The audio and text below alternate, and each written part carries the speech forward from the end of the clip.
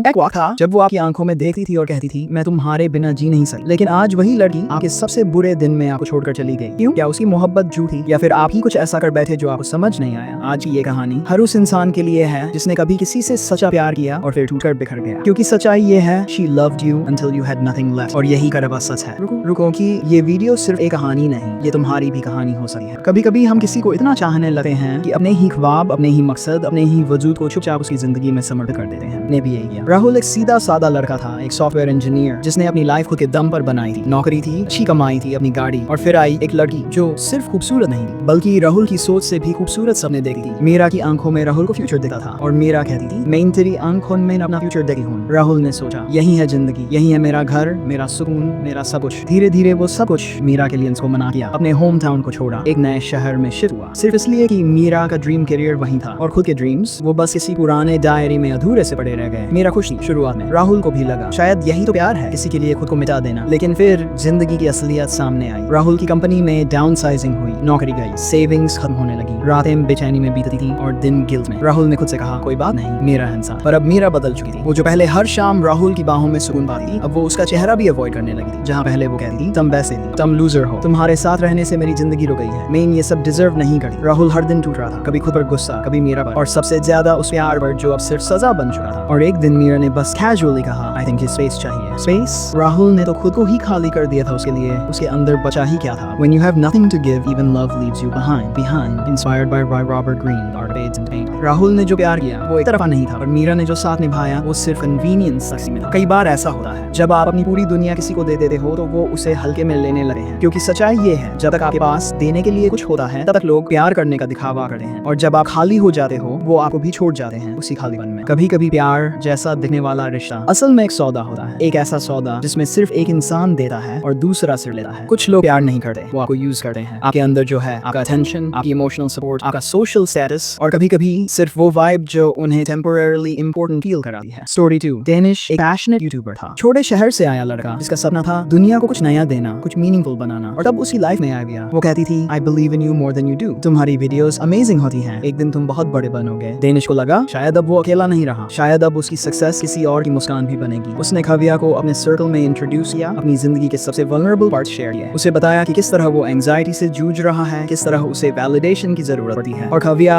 हर बात पर बस मुस्कुराती जैसे वो सच में समझती हो। लेकिन फिर कुछ बदला, डेनिश का चैनल स्टैग्नेट होने लगा, व्यूज कम हो गए, ब्रांड डील्स रुक गई, और डेनिश अंदर से घबराने लगा। एंजाइटी ने फिर से उसे पकड़ लिया, और खविया अब उसका बिहेवियर एक्स्ट्रा पोलाइट और एक्स्ट्रा डिस्टेंट हो गया। वो बातें टालने लगी, रिप्लाई देर से आने लगे, और एक दिन उसने कहा तुम डिप्रेस्ड हो, बोरिंग लगने लगे हो, आई नीड स्पेस। स्पेस जिसने डेनिश को कहा था मैं तेरी शैडो बन के साथ रहूंगी, अब वो मोबाइल की नोटिफिकेशन से भी गायब। और फिर डेनिश को एक कॉमन फ्रेंड से पता चला खविया किसी नए इन्फ्लुएंसर के साथ घूम रही है जो अभी ट्रेंड में है। कुछ लोग आपको प्यार नहीं करते, वो आपके आसपास की रोशनी से अट्रैक्टेड होते हैं। आपकी एनर्जी, आपका पैशन, आपकी एम्बिशन उन्हें फील गुड कराता है, जैसे वो खुद स्पेशल हैं। लेकिन जैसे ही आपका उजाला थोड़ा कम होता है वो उस नेक्स्ट सोर्स ऑफ लाइट की तरफ बढ़ जाते हैं। साइकोलॉजी इनसाइट इन्हें कहते हैं इमोशनल वैम्पायर्स। वो लोग जो आपके इमोशंस को अब्सॉर्ब करते हैं, आपकी पॉजिटिविटी को पी जाते हैं और फिर आपको उसी डार्कनेस में छोड़ देते हैं जहां से आपने शुरू किया था। असल में वो टेम्पररी कंफर्ट था जो खविया को तब चाहिए था जब तक उसे डेनिश से कुछ मिल रहा था। जैसे ही वो खत्म हुआ प्यार भी खत्म हो गया। प्यार तब तक खूबसूरत लगा है जब तक हम दोनों दे रहे होते हैं, लेकिन जब देने वाला सिर्फ एक हो और लेने वाला सिर्फ चुप रहे तो वो रिश्ता धीरे धीरे इम्तिहान बन जाता है। स्टोरी तरुण। नेहा और तरुण की शादी को 3 इयर्स हो गए थे। बाहर से देखने वालों को वो परफेक्ट कपल लगे थे, एक प्यारा बच्चा, डिसेंट नौकरी और साथ में जिंदगी बिताने का वादा। लेकिन अंदर से सब बिखर रहा था। नेहा हर सुबह 5:30 बजे उठी, बच्चे को तैयार करती, टिफिन बनाती, ऑफिस जाती और वापस आकर फिर से घर संभालती। रात के 10:30 बजे तक वो 1 मिनट बैठकर सुकून की सांस नहीं ले पाती। तरुण वो भी थका हुआ था, उसका कॉन्फिडेंस खत्म हो गया था। वो खुद को एक असफल पति, असफल पिता और एक बोझ समझने लगा था। उसने काम करना बंद नहीं किया लेकिन जिंदा रहना छोड़ दिया था। नेहा उसे समझती रही, सपोर्ट करती रही, लेकिन धीरे धीरे वो भी थकने लगी। और फिर सवाल आने लगी इंसान बदला क्यों नहीं, क्यों मैं ही हमेशा समझती हूँ। उधर तरुण के मन में भी चुभन थी, वो अब मुझे पहले जैसा प्यार क्यों नहीं करती, क्या मेरी वैल्यू अब उसकी थकावट से कम हो गई है। हर रात 2 लोग एक ही बिस्तर पर सोते थे लेकिन उनकी सोल्स मीलों दूर हो चुकी थी। नेहा की आंखें रोती नहीं थी अब क्योंकि आंसुओं में भी थकावट होती है और तरुण कुछ कहता नहीं था क्योंकि कभी कभी साइलेंस चीखने लगती है। Emotional burnout, the silent killer. Emotionally burnout तब होता है जब आप किसी को बचाने के कलर डालते हो, जब आप किसी के लिए इतना कुछ करते हो कि खुद के लिए कुछ बचा ही नहीं। एक वक्त आता है जहां ना आप शिकायत कर सकते हो न खुद को एक्सप्रेस, बस एक आदत बन जाती है नम होकर जीने की। We accept the love we think we deserve. The perks of being a wallflower seed. Neha ने खुद से यही कहा, शायद मैं इसी लायक हूँ एक ऐसा रिश्ता जहाँ मैं हमेशा देती रहूँ और कभी वापस कुछ न मिले। और तरुण ने भी सोच लिया, शायद मैं लवेबल हूँ ही नहीं, शायद अब मुझ में कुछ बचा ही नहीं देने को। इसमें कोई विलेन नहीं था, नेहा ना तरुण, लेकिन फिर भी रिश्ता टूट रहा था रोज थोड़ा थोड़ा। क्योंकि जब दो लोग एक दूसरे को संभालने की जगह अपने अपने दर्द में डूबने लगते हैं तो साथ होने के बावजूद भी अकेलापन और गहरा हो जाता है। अब सवाल ये नहीं है कि उसने तुम्हें प्यार किया या नहीं, सवाल यह है उसने तुमसे प्यार किया या सिर्फ उस वर्जन से जो तुम उसके लिए बन गए थे। खुद से ये तीन सोचो और दिल पर हाथ रखकर जवाब दो। पहला सवाल, क्या उसने तुम्हारी कमजोरियों में तुम्हारा साथ दिया जब तुम इमोशनली अनस्टेबल थे, जब दुनिया से हार मान चुके थे? क्या वो तब भी वहीं थी, वैसे ही वैसे प्यार से? दूसरा सवाल, क्या वो बिना गिफ्ट्स, विदाउट फैंसी डिनर्स, बिना इंस्टाग्राम रील्स ही लाइक भी तुम्हारे साथ खुश रह सकती? या फिर हर बार जब तुम कुछ नहीं दे पाए तो उसने तुमसे मुंह मोड़ लिया? जब तुम्हारा टाइम बुरा था, जब रिजेक्शन, डिप्रेशन या फेलियर तुम्हारी जिंदगी में आया, क्या उसने तुम्हें समझने की कोशिश की थी या फिर उसने सिर्फ इतना कहा आई नीड स्पेस? अगर इन तीनों में से किसी का भी जवाब ना है तो शायद वो तुमसे नहीं, तुम्हारी सिचुएशन से प्यार करती। स्टोरी 4, अमन एंड रिया। अमन एक ब्राइट हार्ड वर्किंग लड़का था। उसने अपनी पढ़ाई, करियर सब कुछ फोकस से किया और फिर उसे एक गोल्डन अपॉर्चुनिटी मिली, विदेश में नौकरी का ऑफर। उसी वक्त उसकी लाइफ में आई रिया, मॉडर्न, चार्मिंग,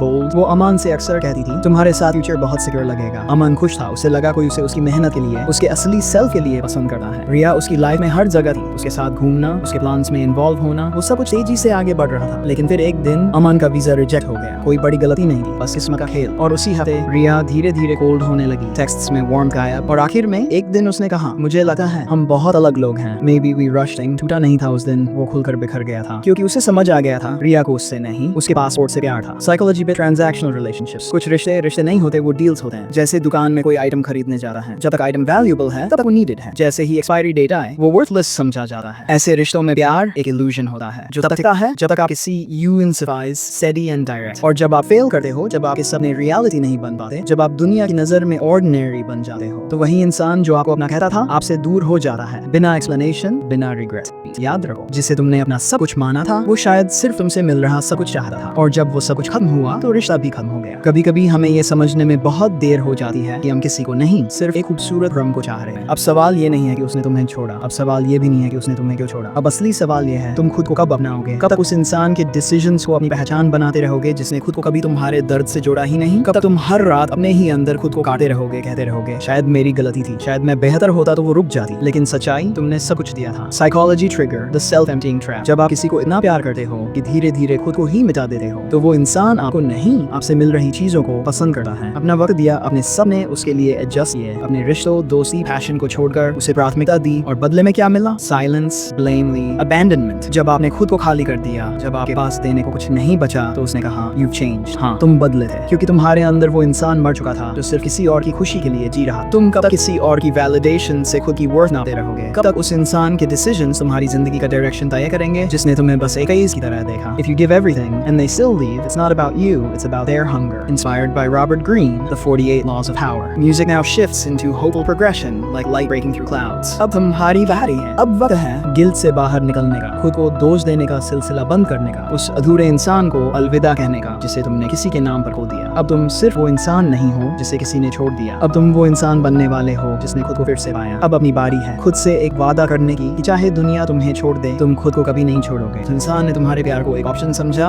उसे ये समझाना जरूरी नहीं कि तुम क्या थे। अपने आप को दिखाओ और फिर खुद पर फख्र करना सीखो। अब तुम्हारे सामने सिर्फ दो रास्ते हैं और दोनों रास्तों पर तुम अकेले ही चलोगे। पहला रास्ता, बदला लेने का मतलब हमेशा किसी को चोट पहुंचाना नहीं होता। कभी कभी सबसे बड़ा बदला ये होता है कि तुम उस इंसान से 1000 गुना बेहतर बनो जिसने तुम्हें बेकार समझा था। लेकिन याद रख, तुम खुद को बेहतर इसलिए नहीं बनाओगे कि वो पछताए, बल्कि इसलिए ताकि तुम खुद पर गर्व कर सको। हर वो शब्द जो उसने तानों में कहा था, हर वो नजर जो तुम्हें छोटा दिखा रही थी, उसी की राख से तुम अपने नए अस्तित्व को खड़ा करोगे। लेकिन अगर ये गुस्सा तुम्हें जला दे, अगर बदला ही तुम्हारा मकसद बन जाए, तो तुम उसी इंसान जैसे बन जाओगे जिसने तुम्हें तकलीफ दी। दूसरा रास्ता, हीलिंग। ये रास्ता लेकिन सबसे ज्यादा मुश्किल है क्योंकि हीलिंग में लड़ाई किसी और से नहीं, खुद से होती है। तुम्हें अपने टूटे हुए हिस्सों को छूना पड़ेगा, उन्हें महसूस करना पड़ेगा और फिर उन्हें धीरे धीरे रिलीज करना होगा। हीलिंग का मतलब है कभी अकेले बैठकर रो लेना, कभी उस पुरानी चैट को डिलीट करना, कभी खुद से ये कहना हाँ मुझे दर्द हुआ था लेकिन मैं अब उस दर्द से बंधा नहीं हूँ। साइकोलॉजी कहती है कुछ लोग अवॉइडेंट अटैचमेंट स्टाइल के होते हैं, उन्हें इंटीमेसी से डर लगता है। वो पास आते हैं जब उन्हें कंफर्ट चाहिए होता है और जैसे ही कोई गहराई बढ़ती है वो इमोशनली दूर भाग जाते हैं। वो प्यार करते नहीं, वो प्यार का इस्तेमाल करते हैं। Story 5, स्नेहा's comeback। स्नेहा एक ड्रिवन एम्बिशियस लड़की थी। उसने अपने फियांसे के साथ 2 साल बिताए, प्लानिंग, ड्रीम्स, वेडिंग प्रिपरेशंस, सब कुछ। लेकिन शादी से सिर्फ 7 दिन पहले उस लड़के ने उसे कहा, तू एम्बिशियस बहुत है, मुझे किसी घरेलू लड़की से शादी करनी है। कोई और होता तो शायद टूट जाता। स्नेहा भी टूटी, लेकिन उसने खुद को वहीं से जोड़ा जहां वो सबसे ज्यादा टूटी थी। वो क्राइंग से साइलेंस में गई और फिर साइलेंस से स्टेज तक पहुंची। आज स्नेहा एक TEDx स्पीकर है, वुमेन एम्पावरमेंट की वॉइस बन चुकी है। और एक दिन जब वो उसी लड़के से